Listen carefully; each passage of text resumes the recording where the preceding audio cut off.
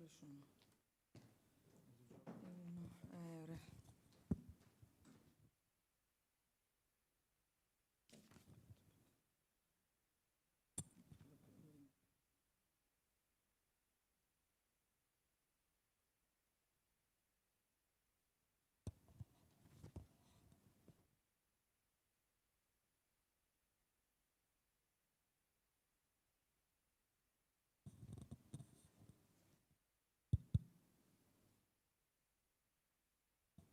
Buongiorno a tutte e a tutti, grazie a tutti coloro che ci stanno seguendo attraverso i canali social del Consiglio regionale e grazie a Loris Giuriatti di essere qua oggi a Palazzo Ferrofini per la presentazione del suo libro, che non è un libro uscito ieri, ma poi spiegheremo anche perché ha senso presentarlo ancora di questi tempi, La tormenta di San Giovanni. È l'occasione, questo testo, di ragionare, soprattutto in un momento come questo, di montagna, di aree interne, di futuro del nostro territorio. E quindi lo spunto che ci dà la vicenda di questi 5 uomini bloccati da una tormenta sul Grappa, che è come dire, è un momento di relazioni che si rinnovano e si ricostruiscono in qualche modo, ma anche un momento di memoria, perché riporta alla mente un'altra tormenta, al quale che chiederò a Loris di raccontarci un momento, rappresenta, a nostro avviso, ed è per questo che abbiamo voluto essere qua oggi, veramente uno spunto di riflessione importante sui tempi che viviamo, sulla montagna del nostro Veneto e su come Loris la conosce. Immagino non ci sia bisogno di presentazione per coloro che ci stanno seguendo, ma è bene ricordare che a fianco a me c'è appunto un Cavaliere intanto della Repubblica del 2023 che è nato a Padova, ma l'abbiamo adottato nel Bassanese, guida ambientale escursionistica, scrittore, divulgatore storico, dirige un centro di formazione. Nel 2012 dà vita al progetto Che Storia, per unire la storia ad attività di formazione per ragazzi e adulti in un diciamo outdoor e nell'inserimento di un ambito culturale nel quale ognuno trova un suo spazio e soprattutto un luogo di consapevolezza attraverso cui conoscere la storia. Ha pubblicato, vediamo se li dico tutti, L'urlo del male, La sua è casa mia, La perla del Brenta, L'angelo del Grappa, Lo chiamavano Alpe Madre e La tormenta di San Giovanni.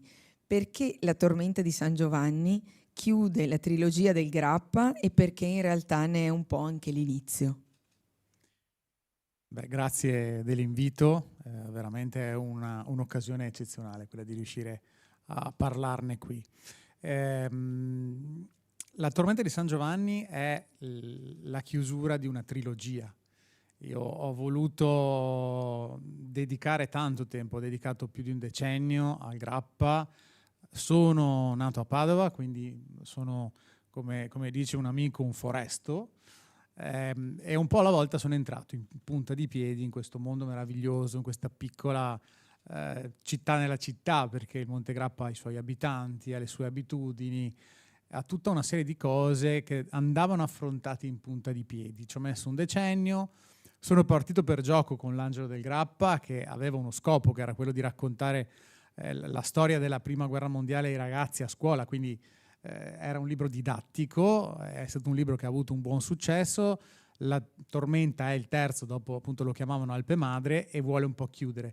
Hai detto bene, perché chiude le ultime, non è uno spoiler si può dire, le ultime righe della tormenta di San Giovanni sono le prime righe dell'Angelo del Grappa, quindi è un cerchio narrativo legato proprio a vita di montagna, storie di montagna, tutto quello che gli amici montanari mi hanno dato in questi anni, e vuole essere, in questo caso particolare, in quest'ultimo libro, anche un modo di raccontare un momento di montagna legato alla storia del suo monumento più famoso, che è il Sacrario di Cima Grappa. Ti chiederei se ci racconti che cosa rappresenta il Vecio in questa storia e come collega epoche storiche, periodi storici diversi, perché questi personaggi che sono bloccati da una tormenta appunto in cima a Grappa, Roberto il gestore, c'è poi il Vecchio, c'è Giulio con cui Roberto insomma aveva avuto un rapporto complicato, c'è Paolo Padovano e poi c'è Gabriele, se non mi ricordo mai il nome del tuttofare come Gabriele. E questi 5 personaggi si ritrovano in questo contesto, che però viene dal Vecchio riportato ad un contesto di un'altra tormenta, di un qualche anno prima, possiamo dire. Qual era quella tormenta e se ci racconti perché hai in qualche modo dovuto farli stare tutti nello stesso luogo insieme per poter sviscerare una consapevolezza e una situazione forse di contemplazione che impediva di uscire da quelle maglie e quindi doveva costringere a guardarsi dentro in qualche modo. Partiamo dal descrivere un po' i personaggi per arrivare al Vecchio. Ognuno dei personaggi ha un suo carattere particolare, a volte anche un po' enfatizzato, che rappresentano più persone. Quindi ognuno di loro c'è quello più arrogante, quello più riflessivo, quello che ascolta ma sembra di non essere interessato. Ognuno di loro ha una caratteristica che messi là potevano essere esattamente le persone non adatte a stare tutte nello stesso ambiente. È la tormenta che li obbliga e quindi questo obbligo in qualche modo dà vita a dei rapporti a volte tesi, a volte subito molto familiari e friendly, legati proprio a questo evento atmosferico. A legare il tutto il Vecchio. Ogni scrittore quando scrive e si inventa i personaggi ha dei personaggi che gli sono molto più facili da raccontare e altri che sono un po' più complessi da raccontare. Nel caso del Vecchio non solo è stato facile raccontarlo, ma è stato divertente dargli vita. Ho voluto fare un esperimento che è difficile, ma insomma scrivendo per passione si possono anche provare certi esperimenti, che è stato quello di fare in modo che il lettore percepisca all'inizio del racconto del Vecchio, quindi quando introduco il Vecchio, ne percepisca l'odore, cioè il fastidio di un montanaro vissuto che si porta addosso la neve, la pioggia, l'unto, e che poi a mano che il romanzo va avanti diventa secondaria questa percezione. Quindi ho provato a portare il lettore in una situazione quasi di disagio nei confronti di questo Vecchio, per poi portarlo via vai sempre più a dimenticare questo aspetto e a puntare più su quello che in realtà umanamente era. Quindi un doppio passaggio, un passaggio legato a quello che vedo e un passaggio a quello che sento. Quindi anche un lavoro sulla persona.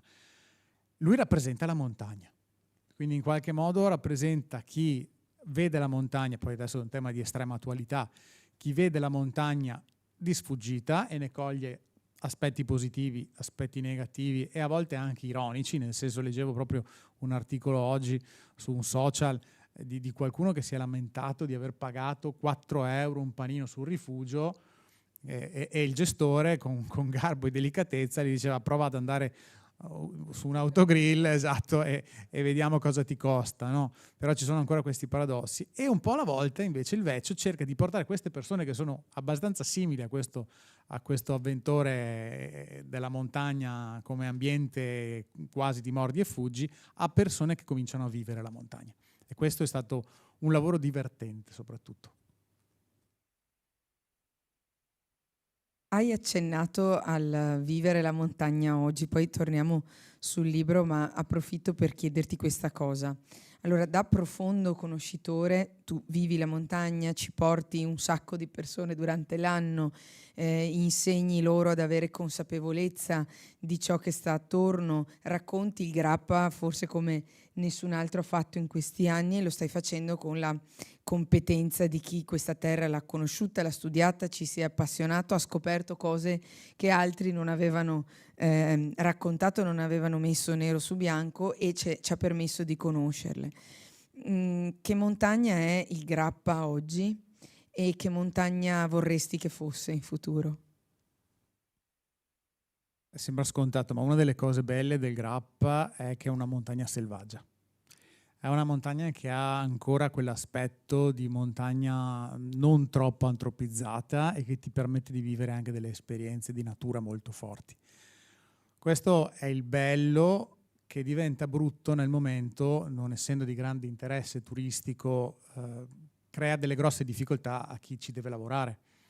Quindi le strutture alberghiere sono molto poche, le strutture ricettive anche a livello di ristorazione sono molto poche, le malghe che offrono dei prodotti interessanti anche dal punto di vista di formaggi sono stagionali, quindi questo sta portando in qualche modo a un abbandono comprensibilissimo da un certo punto di vista, perché è chiaro che se io ho un ristorante e questo ristorante di gestione ha dei costi e non riesco a mantenere i costi, non posso rimanere, quindi questa è la cosa triste.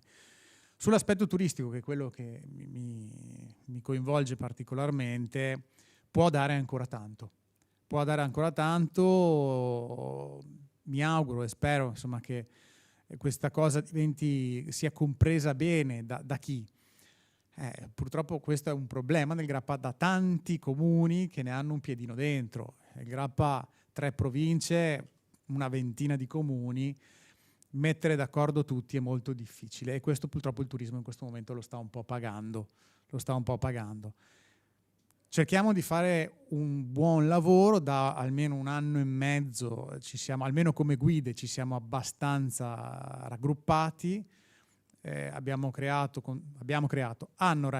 2 ragazzi molto giovani, un sito e un'associazione che ci ha coinvolti tutti, quindi Cima Montegrappa è diventato il punto di riferimento per tutte le guide, gestisce il turismo e gli stiamo dando un'impronta interessante da quel punto di vista.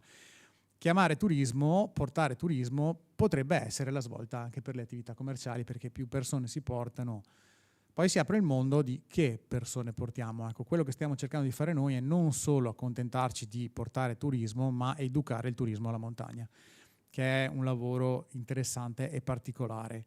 Mi permetto un'altra battuta su questo. Io trovo, ma è un parere personale, sbagliato giudicare l'eccesso di turismo in montagna. Trovo più corretto dire c'è il turismo e questo turismo va educato. Quindi io, se dovessi fare un investimento, lo farei sull'educazione al turista, che è la stessa cosa che succede banalmente al mare. Cioè dare delle indicazioni su quello che è pericoloso. Al mare ti insegnano che con la bandiera di un certo colore non puoi andare al largo, ti insegnano una certa di cose che sono diventate ormai una conoscenza comune, no? Adottata da tutti e tutti lo sanno. Sulla montagna questo non succede ancora, non è ancora stato fatto e porta a volte a degli estremi, che poi i social su questo sono eccezionali, perché poi ti fanno vedere la signora in short e ciabatte quasi che si arrampica per una ferrata e tutti a dar giù a questa cosa, insomma.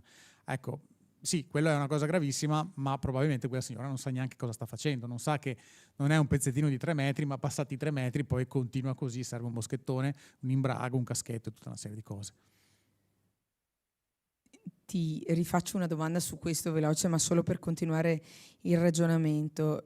Ci raccontavamo tempo fa di quel ragazzo che ha fatto snowboard in cima a Grappa ed è stato appunto accusato, si è parlato molto di quell'episodio, ma anche con una certa, come dire, aggressività, perché poi quando si tocca un luogo sacro come il Grappa, questa sacralità rischia a volte di respingere, di tenere lontano. È evidente che come dire, bisogna viverlo, come dicevi, nel modo giusto, ma quali sono le modalità? Tu gestisci anche, dirigi un centro di formazione, insomma con i ragazzi hai molto a che fare.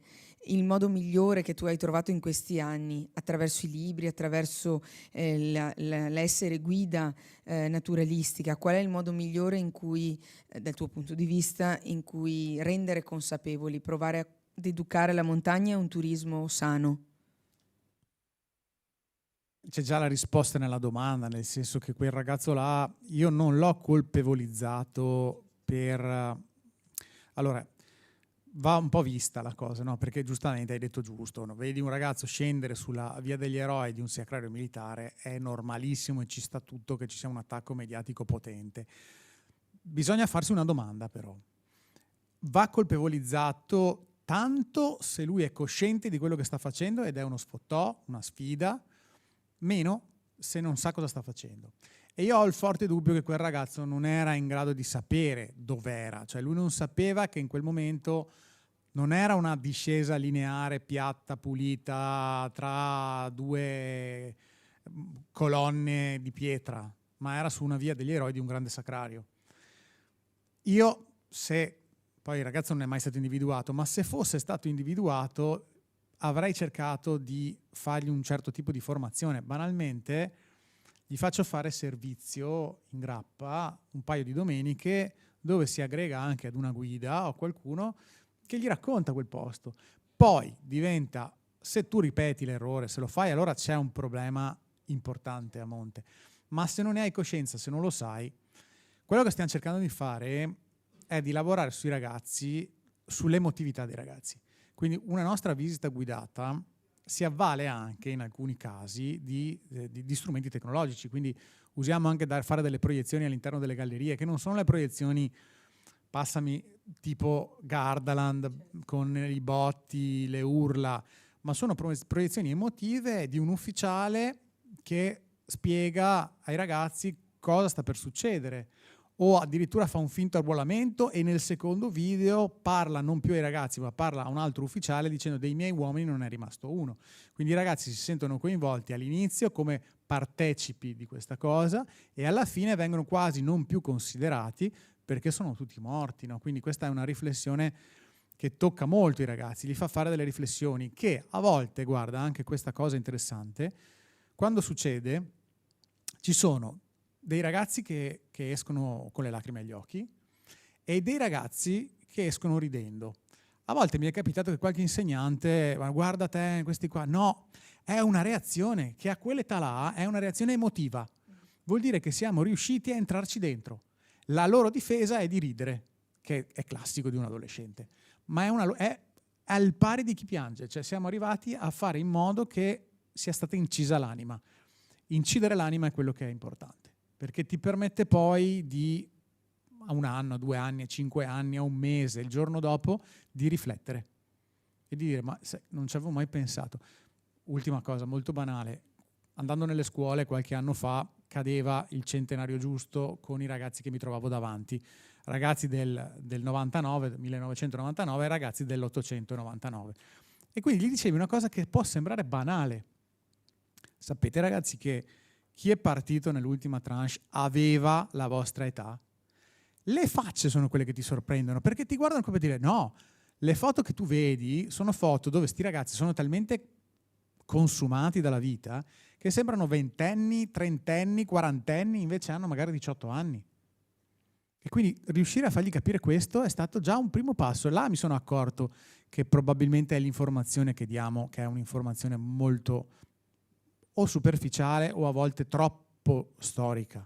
E loro hanno bisogno invece di qualcosa di più emotivo. Credo sia veramente la strada maestra per provare ad entrare dentro a questi ragazzi nel lasciare qualcosa che poi maturino nel tempo a modo loro, secondo la loro indole. Dentro questo libro, a differenza di altri tuoi, tu percorri però una storia che sì, ha molto a che fare ancora con la Prima Guerra Mondiale, ma arriva ad abbracciare altri pezzi di storia, la strage di Bologna, il fascismo. La domanda è come e perché, e se ci racconti, per quel che si può dire, perché chi non l'ha ancora letto, se no gli scappa la voglia di leggerlo, almeno abbiamo la volontà di dare degli elementi per capire come e perché hai scelto di affrontare anche altri pezzi di storia per collegare questi personaggi di cui ci racconti.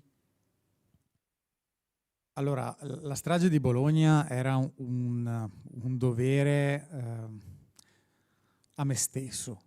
Io ho un'immagine molto chiara di quel giorno, ragazzino di 10 anni, agosto. Erano anni in cui insomma, non passavo l'agosto in villeggiatura, si passava a casa a giocare in campagna con gli amici e quel giorno la fatalità ha voluto che fossi sul mio tappettino giallo davanti alla televisione, probabilmente in attesa dei cartoni animati. Adesso io non ho memoria del motivo per cui sia andato in onda quello che ho visto, e quello che ho visto è stato proprio questo speciale che raccontava di questo fatto incredibile che era successo, la bomba sul treno, all'inizio insomma l'esplosione o la confusione giornalistica degli anni '80, dove non era subito immediato il cosa era successo, e soprattutto la cruda realtà mostrata, perché quello era il giornalismo degli anni '80, questa corsa verso il presidente Pertini che esce dall'ospedale di Bologna, dove è andato a trovare chi era ferito, e i giornalisti insomma cercano di mettergli davanti il microfono, vi immaginate la scena, e Pertini che li manda via con il suo modo abbastanza brusco e dice: lasciatemi perdere, ho appena visto morire dei ragazzini, no? E per un ragazzino davanti al televisore questa frase è stata micidiale, perché ragazzino qual di campagna, abituato a convivere con la morte, perché ti abituano fin da piccolo, no? Gli animali hanno un loro ciclo perché servono per nutrirsi, anche gli anziani. Quando facevi il chirichetto, che si chiama zaghetto, no? Ti portavano gli anziani morivano a casa, ti portavano alla chiusura e ti facevano vedere che era morto col sorriso perché aveva fatto la sua vita. Ti abituavano che la morte era parte della vita. Un bambino no. Un bambino non può morire, non è giusto, no? Quindi sono rimasto un po' così e me la sono portata dentro per anni, finché ad un certo punto ho sentito la necessità di contestualizzarla in un libro. Narrativamente mi serviva un espediente e questo era quello che in quel momento volevo raccontare. La paginetta e mezza del momento dello scoppio l'ho voluta appositamente narrare come un bambino di 10 anni. Cioè il rumore, il fastidio, quello che tu cogli, che non è chiaro che poi insomma per motivi di studio e per altri motivi studi bene e conosci bene l'evento, ma in quel momento non mi necessitava, era più importante raccontare un sentimento confuso, che è quello che ho voluto raccontare in quel momento. L'altra parte, la seconda, insomma, legata al periodo fascista, è il periodo della costruzione del grande sacrario, vista però come mi raccontava il fascismo mia nonna. E quindi questa quasi, come dire, sì, dovevi, ma però tutto sommato lo prendevi anche un po' in giro, tant'è che lo chiamo, come lo chiamavano, il testun. Quindi questo modo un po' sì, è quello che dobbiamo fare, però non è che ci crediamo. Più volte ironizzo su questa cosa. E ho anche creato queste due figure contrapposte che sono costretti in qualche modo a lavorare assieme, quindi possiamo dirlo perché c'è un omicidio in un luogo particolare del Grappa, tutt'oggi un luogo particolare perché all'interno del Sacello è casa del Papa, quindi è territorio vaticano. Periodo fascista, succede qualcosa in territorio vaticano ed ecco che chi deve dare l'allarme si trova a dover dire: ma a chi lo dico prima? Lo dico prima al duce o lo dico prima al Papa? No? Quindi si trova un po' contrapposto e alla fine la soluzione è di far indagare due persone, uno del Papa e uno del duce, quindi un fascista e un pretino. Delio e questo Guglielmo che in realtà riprende un po' il Guglielmo da Baskerville, però sì, c'è una storia anche un po' particolare anche sul nome, e loro due, uno di fronte all'altro, cominciano a discutere perché la fatalità vuole che sono pure cugini e hanno passato una parte dell'infanzia assieme. Qua viene naturale, sarebbe anche abbastanza facile far santificare il pretino e accusare completamente il fascista. In realtà poi nel racconto emerge la furbizia del giovane sacerdote e un po' l'ingenuità del fascista. E quindi poi strada facendo le loro vite cambiano anche in questo. E sono due cugini che ci ricordano altri due cugini, perché poi ci sono Roberto e Giulio invece che hanno avuto un'esperienza molto difficile anche loro 16 anni prima del racconto e che si ritrovano in che stato d'animo su questa montagna. Giusto per fare anche un po' di chiarezza, stiamo lavorando su due piani temporali diversi, no? Il racconto I due cugini è a sua volta un racconto del Vecchio, quindi sta narrando un qualcosa che è successo in passato e lo fa all'interno di questa struttura, di questo albergo San Giovanni, perché bloccati da questa tormenta di neve. Due cugini nel passato, due cugini nel presente. La cuginanza è comoda. La cuginanza è comoda perché è un rapporto che può essere più di un fratello, ma sulla carta non lo è. Quindi anche dal punto di vista del lettore ci sta che poi si distaccano, che poi non si parlano per un periodo e avanti così. E subiscono tra l'altro una situazione molto simile di vita, perché a mano che il vecchio racconta i cugini del passato, i due cugini cominciano a cambiare anche il loro rapporto, che è un rapporto che si è perso dopo appunto la strage. Il cugino un po' più vecchio, si parla di 1 anno e mezzo, 2, in qualche modo si sente colpevole di quello che è successo in quel momento al cugino più giovane e scappa. E questo riavvicinarsi dopo tanti anni, il libro si apre con una telefonata della zia che dice: ho bisogno che adesso tu vai su, e che lo convince a curarsi, in qualche modo lo fa controvoglia, ma poi si riavvicinano. Quindi il milanese, o comunque il personaggio più cittadino, si avvicina a una montagna che non conosce e un po' alla volta diventa parte di quella montagna, ecco, diciamo così. Ci sono soldati senza nome e c'è una ricerca.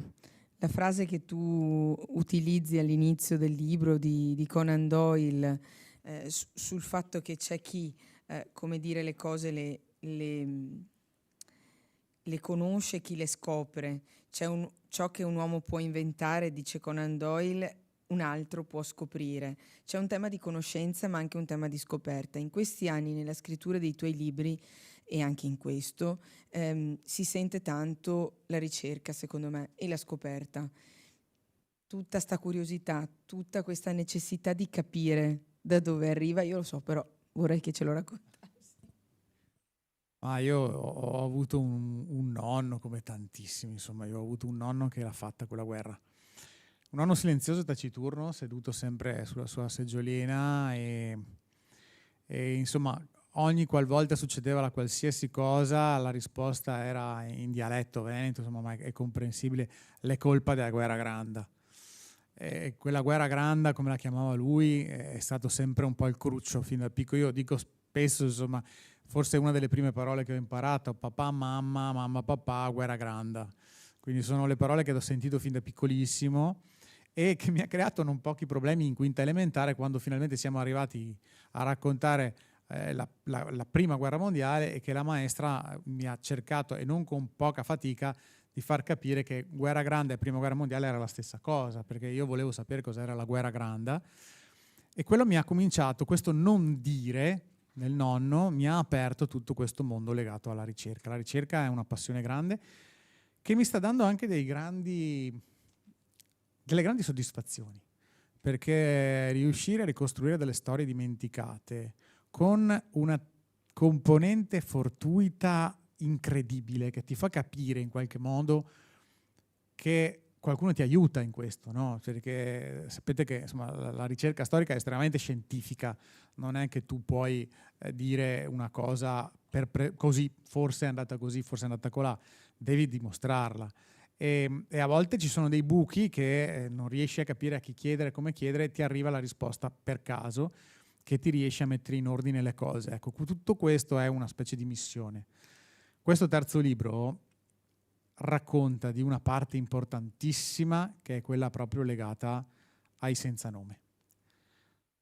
Quando mi hanno chiesto di scrivere il terzo, io ero un po' in difficoltà su questa cosa, perché avevo raccontato l'aspetto italiano, l'angelo, l'aspetto austro-ungarico, quindi avevo fatto uno sforzo enorme a mettermi nei panni di quello che abbiamo sempre chiamato nemico e di dargli un volto, una storia, un modo di capire la storia, interpretare la storia. E mo adesso cosa racconto nel terzo, no?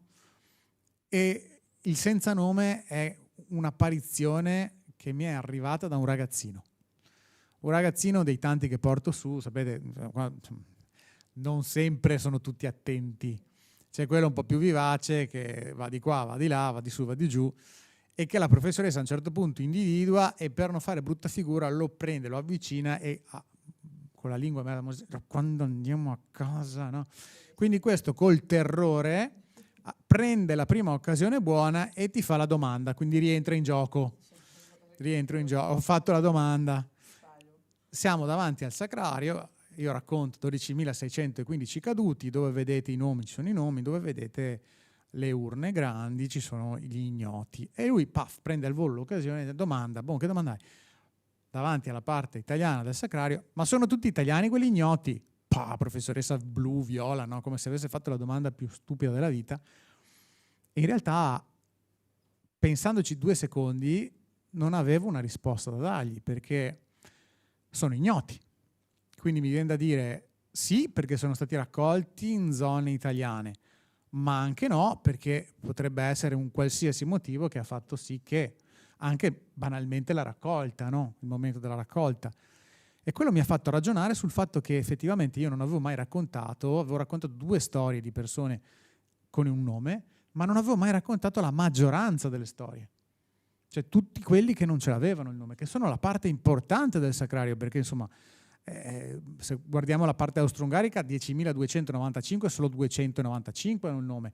Dei 12.000 e passa italiani, 2.000 hanno il nome, quindi cioè, la maggioranza delle persone raccolte in quel sacrario non ha un nome. Da là è nata l'idea di raccontare qualcosa legata a queste persone, agli ignoti, quindi a dar voce a tutti quelli che non hanno avuto un nome. E da là parte tutto un lavoro, insomma, che poi è anche di ricerca. Quella frase all'inizio è perché per rendere accattivanti le letture sono romanzi. Quindi io faccio un grande lavoro di ricerca storica, però poi ci devo mettere il romanzo, no? Ed è una cosa molto delicata, perché a volte succede che qualcuno dice ecco, allora è quello che è scritto nel romanzo. No, attenzione, distinguiamo sempre la storia, la componente storica, la componente romanzo. Ti faccio un'ultima domanda nel ringraziarti per il lavoro di questi anni, per averci fatto conoscere il Grappa come nessuno aveva fatto prima, lo dico serenamente, l'ho visto da amministratrice, lo vedo in questi anni da appassionata lettrice, ma mi rendo conto che quel lavoro di ricerca che tu hai citato poco fa non è stato in questi anni né scontato né facile, e che è partito da una profonda motivazione personale e da un amore per la montagna incondizionato.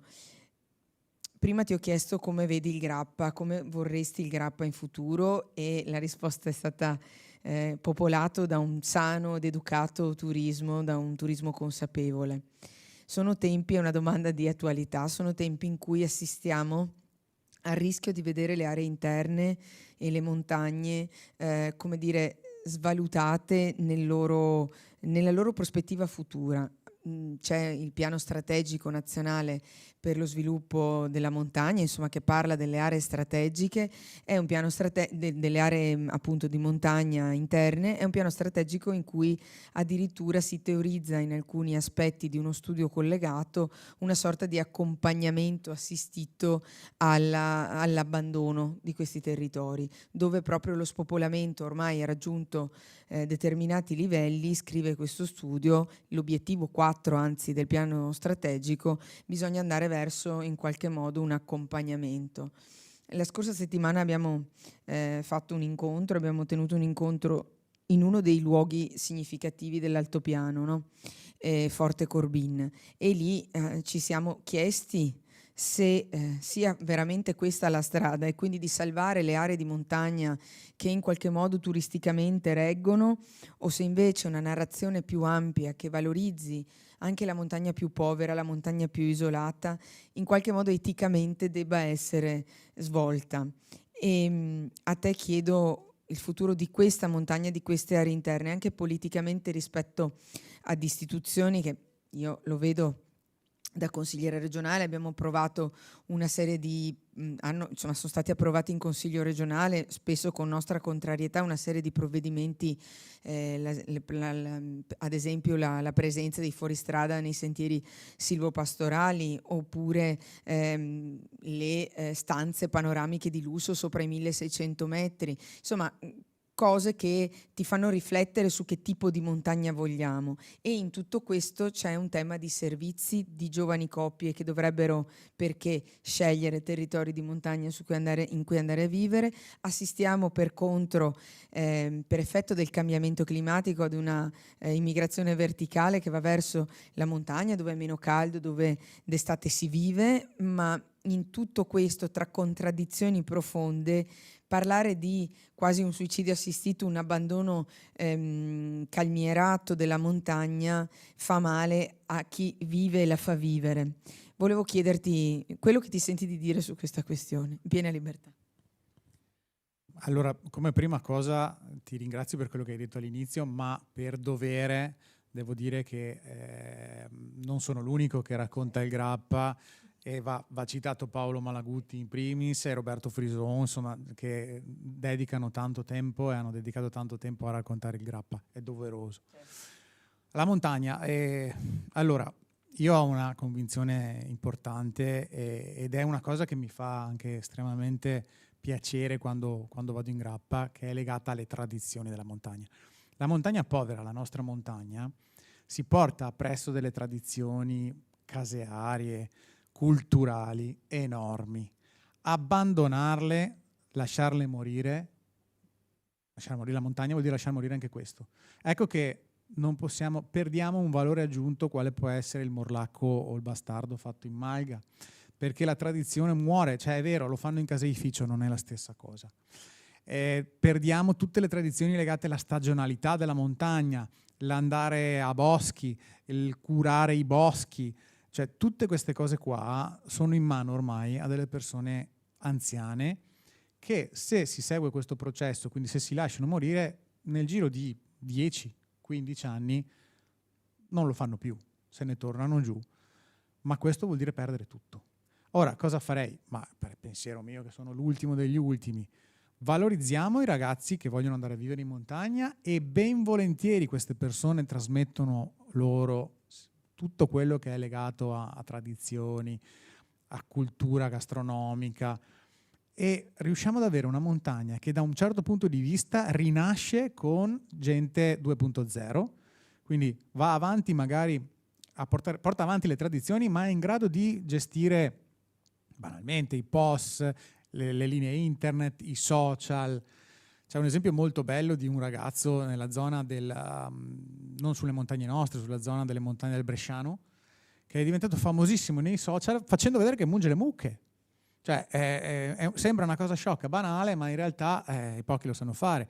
Io per primo rimango sempre affascinato quando vedo queste cose.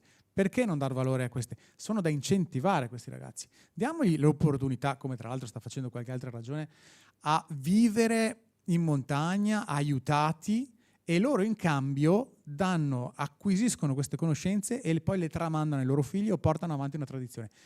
Si ha una forma di turismo diverso, perché sono ragazzi in gamba che molto spesso riescono anche a cogliere queste opportunità e trasformarlo in turismo, e nel contempo di non far morire queste montagne che, proprio perché sono tristi, povere, sole, sono ricche di tradizioni. La settimana scorsa, quell'altra, insomma, ho avuto l'occasione di vedere e filmare, anche fare un piccolo documentario sul formaggio di malga fatto col cagliero sul fuoco, che è una cosa che mi diceva, insomma, chi lo fa, che ormai purtroppo si sta un po' abbandonando per una serie di questioni anche igieniche, ma o affumicare le cacciottine sopra al fumo diretto, quindi non con gli affumicatori, ma direttamente col fumo, prendono un gusto, un sapore, una cosa che sono... E c'è tutta una tradizione che il turista, quindi io sono anche un po' abituato alla montagna ed ero rimasto incantato. Immaginatevi il turista che sale, non l'ha mai visto. L'ho fatto, ho portato su una ragazza inglese che non aveva mai visto sta cosa, ha visto Venezia, ha visto un sacco di belle cose, tutte meravigliose, ma quando ha visto quella cosa là è rimasta così. Io non pensavo si facesse così, non l'avevo mai visto. Quindi, vedete, gli stranieri attratti anche da queste piccole cose. Abbiamo delle bellezze enormi, poco sfruttate su quelle montagne, che meritano di essere conservate. Grazie anche di aver citato Paolo Malaguti e Roberto Popi Frison, per affetto e per il tipo di scrittura di Loris. A me piace molto come tu riesci ad affrontare la ricerca, a collegare storie personali con snodi della storia del nostro paese. Accanto a te ci sono due figure certamente che la montagna la conoscono benissimo. Paolo è stato con Loris premio Città di Bassano, premio Cultura Città di Bassano nel 2025, quindi quest'anno, e davvero siete un patrimonio prezioso. Io nel congedare tutti coloro che ci stanno seguendo e che magari vedranno questa diretta nei prossimi giorni, volevo ricordare che La Tormenta di San Giovanni chiude una trilogia, ma come abbiamo detto la apre, e quindi bisogna per forza leggerli tutti per riuscire a cogliere davvero il percorso fatto. E spero arrivi presto, ma insomma qualche voce c'è. Un nuovo lavoro che speriamo di poter presentare magari qua in Consiglio regionale nei prossimi anni o nel prossimo anno, insomma mi sembra che sia nell'ordine delle cose. Se vuoi chiudere tu con un saluto, e io ringrazio ancora tutti coloro che ci hanno seguito. Io voglio ringraziare tutti quelli che ci hanno seguito, ringraziarti per questa opportunità nuovamente e dire alle persone, insomma, continuate ad andare in montagna perché è un patrimonio enorme che merita di essere sempre tenuto in vita.